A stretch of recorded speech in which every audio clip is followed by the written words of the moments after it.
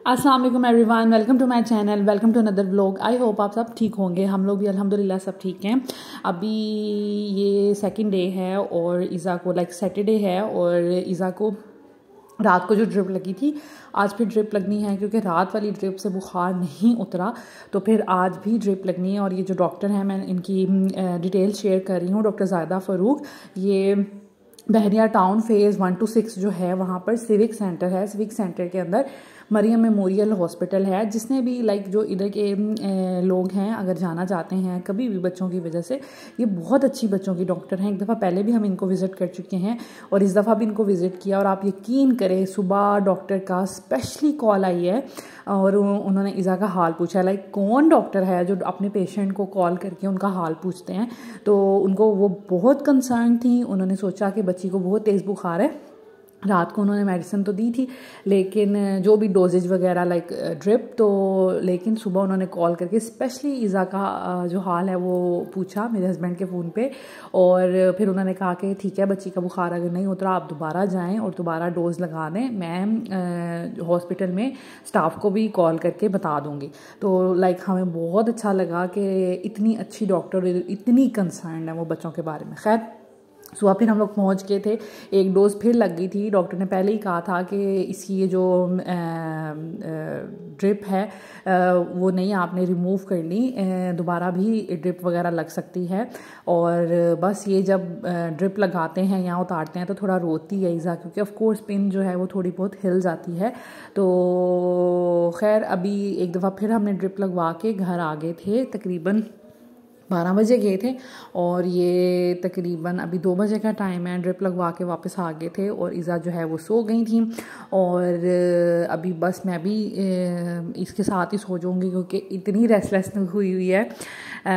आजकल नींद पूरी नहीं हो रही। रात में ज़ावियार को उठ के देखना होता है। समटाइम्स ये होता है कि मैं अकेली नहीं देखती, अल्हम्दुलिल्लाह मेरे हस्बैंड भी साथ में देखते हैं। वो अक्सर जाग रहे होते हैं रात में काम करने के लिए, तो वो फिर ज़ावियार को देख लेते हैं, ईज़ा को देख लेते हैं, क्योंकि ईज़ा भी लेट ही सो रही है। क्योंकि आजकल दिन में किसी भी टाइम सो रही है तो उसका कोई टाइम भी नहीं फिक्स हो रहा, तो इस वजह से वो फिर बीच बीच में उठती रहती है और उसको देखते हैं। खैर, उठी मैंने फिर लंच बनाया।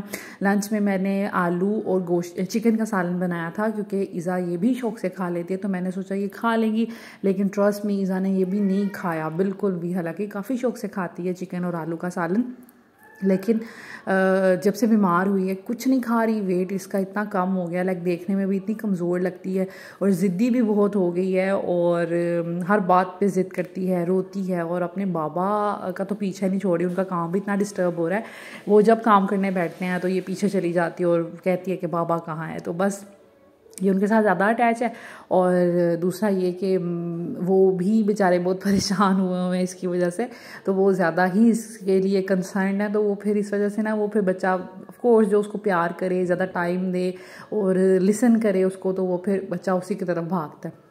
मुझे क्योंकि बाकी भी रिस्पॉन्सिबिलिटीज़ होती हैं, तो इस वजह से वो फिर मैं थोड़ा कभी उसको डांट बीच बीच में देती हूँ कि नहीं मैं अवेलेबल नहीं हूँ या इस तरह।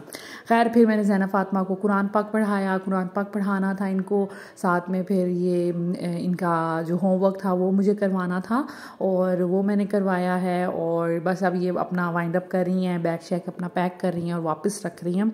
फिर खैर, ये रात का टाइम था, मैंने फिर बाद में कुछ भी रिकॉर्ड नहीं किया। रात में मेरे हस्बैंड जो हैं वो चले गए थे ईज़ा को लेकर ड्रिप लगवाने 3rd टाइम। और ज़ावियार के पास मैं थी और मैंने अभी रात में गई। मैंने इन्हें कहा कि आप चले जाएं और ये आपके साथ बहुत अच्छी कंफर्टेबल भी है, हॉस्पिटल करीब भी है, तो आप इसको ड्रिप लगवा के ले आएँ।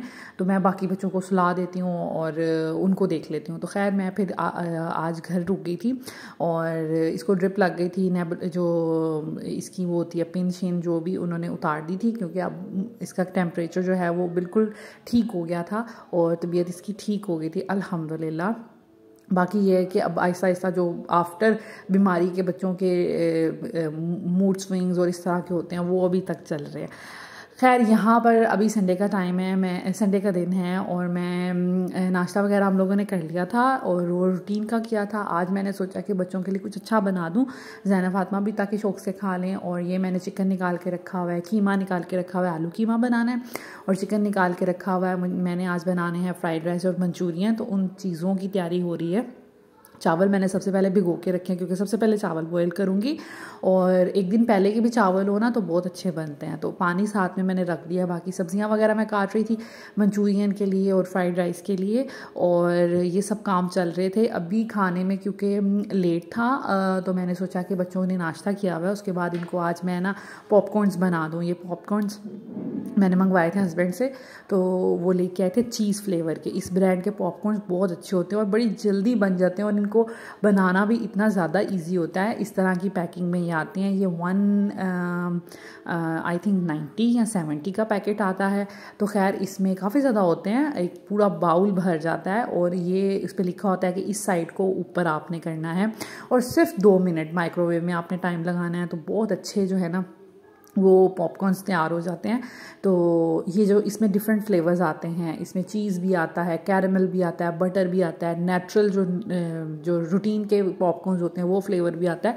तो डिफरेंट फ्लेवर मैंने तकरीबन सारे चेक किए हुए हैं, और एलापिनोज भी आता है, वो बड़े मज़े के होते हैं, थोड़े स्पाइसी से होते हैं, तो बड़े मज़े के लगते हैं। खैर पॉपकॉर्न जो हमारे बन गए थे, बच्चियां जो हैं वो मेरे पीछे आ गई थी किचन में, क्योंकि जब इनकी कोई चीज़ बन रही होती है ना, फिर आपको पता है बच्चे कितने एक्साइटेड होते हैं और पास ही खड़े रहते हैं कि हमने देखना है।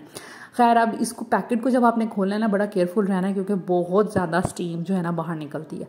थोड़ा सा मैंने खोल लिया है बड़ी केयरफुली, और बस अब मैं ये पॉपकॉर्न्स वाले बकेट में डाल लूँगी। ये मैंने मेट्रो से नहीं कारफोर से एक दफ़ा ली थी, और बड़ी अच्छी हैं, प्लास्टिक की हैं, और ये 3 है मेरे पास डिफरेंट प्रिंट्स वाली, तो बड़ी प्यारी लगती है। ये स्पेशली हम लोग पॉपकॉर्न्स के लिए लेके आए थे कि कभी मूवी शूवी देखे, कभी कोई गेस्ट आए हों तो ऐसे पॉपकॉर्न्स बना के रखें, बड़े प्यारे लगते हैं।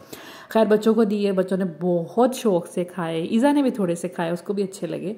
तो बस यहाँ पर ज़ैना फ़ातिमा अपनी कलरिंग कर रही थी, साथ साथ जो है वो पॉपकॉर्न्स इंजॉय कर रही थी। इसी तरह इनका टाइम गुजरता है, पढ़ाई कर ली, पारा पढ़ लिया, फिर टीवी थोड़ा देख लिया।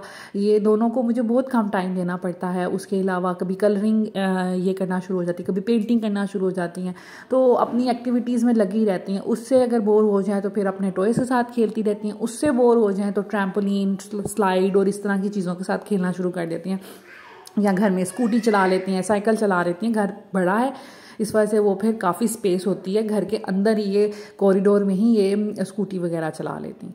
अच्छा खैर यहाँ पर मैं बना रही थी, मैंने आपको पहले बताया कि ये मैं चावल सबसे पहले बॉईल करूँगी। चावल बॉईल करना इसलिए मैं दिखा रही हूँ कि मैं आपको एक ट्रिक बताती हूँ। अगर आप बिरयानी बना रहे हैं या फ्राइड राइस बना रहे हैं, तो जब चावल बॉईल हो रहे हों, इसमें थोड़ा सा सिरका आपने डाल देना है और थोड़ा सा ऑयल डाल देना है। उससे क्या होगा, सिरके से आपके चावल बिल्कुल नहीं टूटेंगे। आप जिस तरह मर्जी चावलों को मिक्स करें, बिरयानी में, फ्राइड राइस में, आपके चावल टूटेंगे नहीं। आगे मैं आपको करके भी दिखाऊंगी। और जो ऑयल होता है ना, उससे ये होता है चावलों में एक शाइन सी आ जाती है, और चावल उसकी वजह से भी नहीं जुड़ते।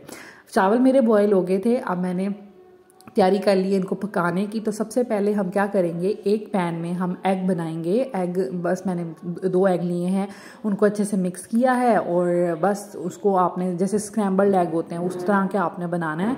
और अब मैं एग्स को जो है ना तोड़ रही हूँ ताकि बड़े बड़े पीसेस ना रहें, छोटे छोटे पीसेस हो जाएं। तो यही तरीका है इसका, तो ये आपने करना है। इसके बाद अगर आपके पास अगर गार्लिक सॉस है ना, तो आप वो इसके अंदर डाल लें और फिर सब्जियां डालें। मेरे पास नहीं थी, एक्चुअली थी, लेकिन वो डिब्बे में मैंने डाली हुई थी और वो फ्रीज़र में मैंने रखा हुआ था, तो वो जमी हुई थी, इस वजह से फिर मैंने वो नहीं डाली। अब मैंने सारी सब्जियां डाल दी हैं। अच्छा फ्राइड राइस में सब्जियों को इतना पकाने की ज़रूरत नहीं होती, ये बहुत छोटे छोटे मैंने पीसेस में काटी हैं, तो ये क्रंची क्रंची अच्छी लगती हैं। आप देखें रेस्टोरेंट्स में भी इसी तरह की होती हैं।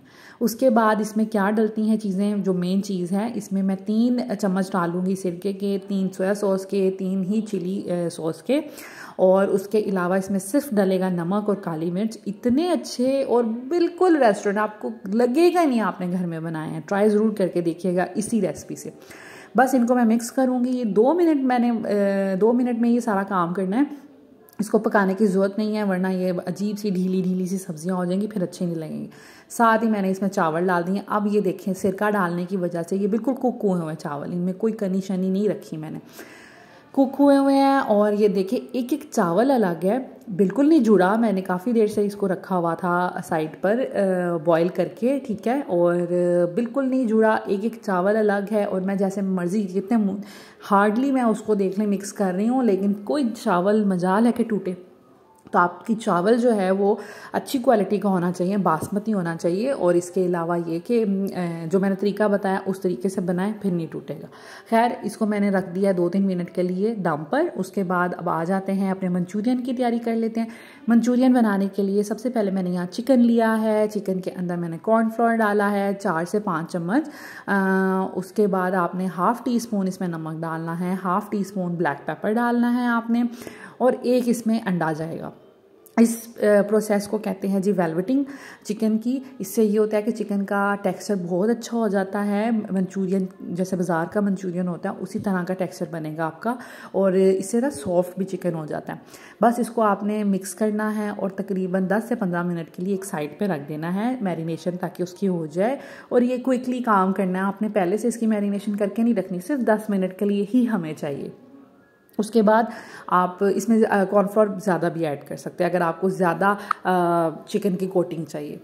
खैर, उसको मैंने रख दिया था। अब मैं बना रही हूँ सॉस जो मंचूरियन की होती है। इसमें आपने क्या करना है, 3-3 चम्मच ही इसमें सिरका, सोया सॉस, चिली सॉस 3-3 चम्मच, और 1 चम्मच आपने ओइस्टर सॉस डालनी है। अगर आपके पास नहीं है, ये हैंड्स की है और ये किसी भी ब्रांड आप ब्रांड की ले सकते हैं, और किसी भी अच्छे जो यूटिलिटी स्टोर या सुपर स्टोर होता है वहाँ से मिल जाएगी। तो यहाँ पर ओइस्टर सॉस मैंने यूज़ की है। अगर नहीं है तो कोई बात नहीं, ये बाकी चीज़ों से भी आपका काम चल सकता है। और 1.5 कप मैंने इसमें डाली है केचप। उसके बाद ये है जी ब्राउन शुगर या शक्कर कह लें आप, ठीक है। Black pepper half tea spoon, brown sugar मैंने 2 खाने के चम्मच लिए हैं। उसके बाद जो नमक है वो हमने लिया है हाफ़ टी स्पून। इन सब चीज़ों को मिक्स करेंगे। ये जी मंचूरियन की सॉस तैयार हो गई है। उसके बाद ये है कि अगर आपके पास ओइस्टर सॉस नहीं है, आप इसमें थोड़ी सी चिली सॉस भी डाल सकते हैं। अब हमने क्या करना है, अब हमने चिकन जो है हमारा मैरिनेट हो गया था 10-15 मिनट में। उसके बाद हम एक पैन ले लेंगे, उसमें चिकन को हमने फ्राई करना है, डीप फ्राई करना है, ताकि अच्छे से चिकन जो है ना फ्राई हो जाए। इसको मैं तकरीबन 2 लोट में फ्राई कर लूँगी। और ये चिकन इतना मज़े का बनता है। जब भी मैं इस तरह का चिकन बनाती हूँ तो ज़ैनब ना सादा ये चिकन खाई जाती है, उसको बड़ा मज़े का लगता है, क्योंकि इसमें हल्का सा नमक होता है, हल्की सी काली मिर्च होती है, तो उसको बहुत अच्छा लगता है। खैर, जब ये गोल्डन ब्राउन हो जाए चिकन, तो फिर आपने इसको निकाल लेना है और लो फ्लेम पे इसको फ्राई करना है, और तकरीबन 2 से 3 मिनट के लिए फ्राई करना है। बहुत ज़्यादा आपने इसको फ्राई नहीं करना, वरना चिकन हार्ड हो जाएगा, और बहुत कम भी फ्राई नहीं करना, ये ना हो कि चिकन आपकी कच्ची रह जाए, ठीक है। तो फिर आपने इसको 2 से 3 मिनट में मीडियम फ्लेम पे फ्राई करना है। फिर आपकी चिकन जो है गोल्डन ब्राउन भी हो जाएगी, और साथ में अच्छे से अंदर तक पक भी जाएगी और जूसी भी रहेगी। तो बस एक लॉट मैंने कर लिया था इसका फ्राई, और अब मैं दूसरा लॉट फ्राई करूँगी, और उसके बाद इसको हम कुक करेंगे। कुक करने के लिए यहाँ पर मैंने एक पैन ले लिया है, और उसमें थोड़ा सा मैंने ऑयल डाला है, तकरीबन 2 से 2.5 खाने के चम्मच। अच्छा, यहाँ पर भी आपने गार्लिक की पेस्ट यूज़ करनी है, लाइक लहसुन की पेस्ट यूज़ करनी है, या फ्रेश 2-3 जवे लहसुन के आप चॉप कर लें, या फिर उनको ग्रेट कर लें। मेरे पास लहसुन नहीं पड़ा हुआ था, और जो उसकी बनाई हुई थी पेस्ट वो फुल जमी हुई थी, इस वजह से मैंने फिर इसमें बस तड़का सा लगाने के लिए हरी प्याज का जो वाइट पार्ट होता है वो डाल लिया था। ये कंपलसरी नहीं है, ना भी डालें तो खैर है। उसके बाद आपने जो सॉस हमने बनाई हुई थी वो डाल लेनी है, और एक्स्ट्रा हम पानी डाल लेंगे, तकरीबन 1.5 गिलास पानी हम डाल लेंगे, और बस इसको थोड़ा सा मिक्स करेंगे। जब इसमें जोश आ जाए, लाइक ये बॉयल हो जाए, तो फिर हम इसमें चिकन ऐड कर देंगे। चिकन ऐड करने के बाद एक दफ़ा आप इसका सॉल्ट, पेपर, और साथ में जो इसमें हमने शुगर लेवल डाला है, जो हमने शक्कर डाली है, वो चेक कर लें। अगर आपको अपने हिसाब से कम लग रही है कोई चीज़, तो वो आप ऐड कर सकते हैं, कोई मसला नहीं होगा, ठीक है। तो मैं भी इसी तरह करती हूँ, इस पॉइंट पर ट्राई कर लेती हूँ कि अगर केचप कम लग रही हो केचप डाल देती हूँ, अगर नमक, ब्लैक पेपर या फिर मुझे चीनी कम लग रही है तो फिर मैं उसमें ऐड कर देती हूँ। तो इस पॉइंट पे की जा सकती है। उसके बाद थोड़ी सी मैंने शिमला मिर्च डाल ली है कि ग्रीन ग्रीन अच्छी लगेगी। शिमला मिर्च आपने डाल के ज़्यादा उसको कुक नहीं करना, वरना शिमला मिर्च जो है आपकी वो बिल्कुल नरम सी हो जाएगी। उसके बाद आपने कॉर्नफ्लोर 2 चम्मच ले लेना है, 2.5 चम्मच ले लेना है, उसमें थोड़ा सा पानी हल करके मिक्स करके तो आपने इसके अंदर डाल लेना है। चम्मच को तेज़ से चलाते जाना है ताकि क्लॉट ना कोई बने। और बस जैसे ही आपने इसमें डाला है कॉर्नफ्लोर तो आपका ये ग्रेवी जो है वो बिल्कुल तैयार है। अब इसमें थोड़े से मैंने सेसमी सीड डाले हैं, ज़रा देखने में अच्छे लगते हैं, और थोड़ी सी हम इसमें हरी प्याज डाल लेंगे। वो भी बहुत अच्छी लगती है खाने में भी और देखने में भी। और थोड़ी सी हरी प्याज हम गार्निशिंग के लिए रखेंगे, वो आपने लाजमी गार्निशिंग के लिए रखनी है, बहुत अच्छी लगती है। और इसकी प्रेजेंटेशन ही हरी प्याज से ही होती है गार्निशिंग में, ठीक है। तो बस हमारी ग्रेवी जो है वो बिल्कुल तैयार है। अब हम इसको करते हैं डिश आउट। डिश आउट करने के लिए अगर तो आपने इंडिविजुअली इसको डिश आउट करना है तो फिर आप जिस तरह मैंने किया है आप उस तरह करेंगे।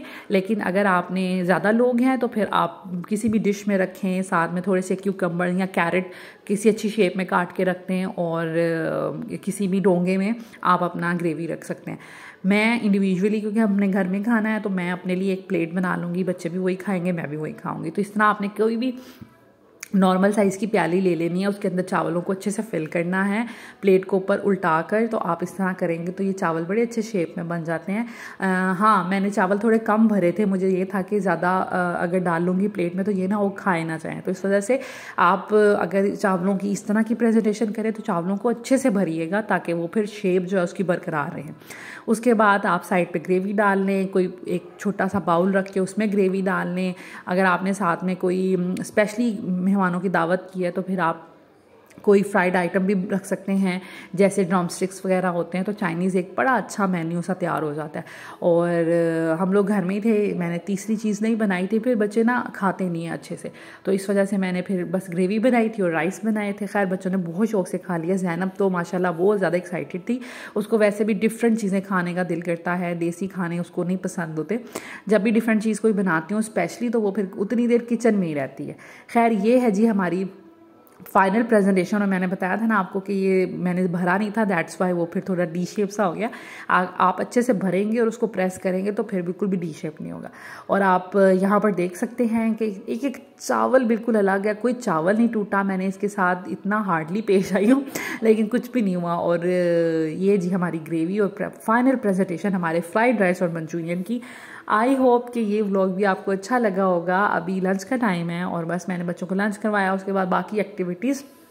तो खैर this is it. I hope कि आपको ये व्लॉग अच्छा लगा होगा। इस रेसिपी को ज़रूर ट्राई कीजिएगा और मुझे कमेंट्स में बताइएगा कैसी बनी और आपको कैसी लगी। Thank you so much for watching this video. Take care. अल्लाह हाफिज़।